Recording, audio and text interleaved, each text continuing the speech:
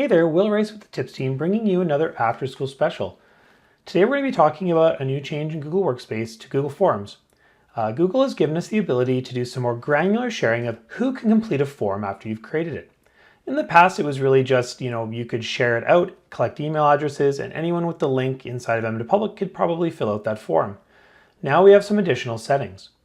So these settings are a little bit different and found in a different place. So in the past, your response settings were found here in the settings section of the form, and you could either say collect verified email addresses, but in here that was really just, you could allow response editing, limit to one response, but that was all you could do when it came to sharing.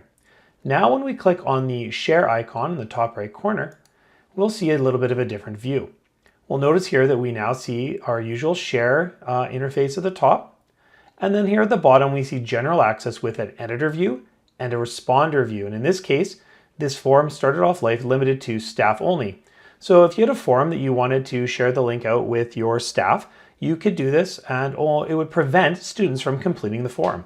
This might be valuable if you're creating a staff only form, but the link might be shared, as part of a PD day in the school in case a student were to find it, or, if you wanted to share it through a QR code or something like that. So we can also go ahead in here and restrict this to EPS. That would be anybody in the division, students and staff. Anyone with the link, which would be public, or now we have the ability to say restricted.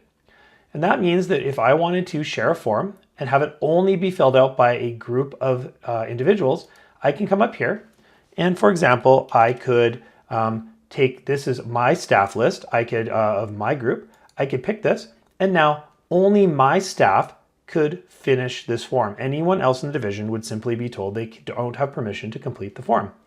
So perhaps you want to share this out with just your class. It's a form that limits it to that group. Or if you have another type of group set up, you could limit the responses to come from only your school students, for example, so that students from other schools, if they did see the form, maybe at home, a sibling, they wouldn't be able to respond, and you wouldn't have to filter out that data later. So this is just another way to go ahead, and when I click share, that will share it with that group. So just some more granular ways to go ahead and share a Google form to better clean up the data coming in and ensure that additional responses aren't sent by someone that you didn't intend to fill out the form. As always, if you'd like more information about Google Workspace or to connect with your TIPS consultant, you can reach out to us at tips.epsb.ca to find more support materials and find your TIPS consultant for your school.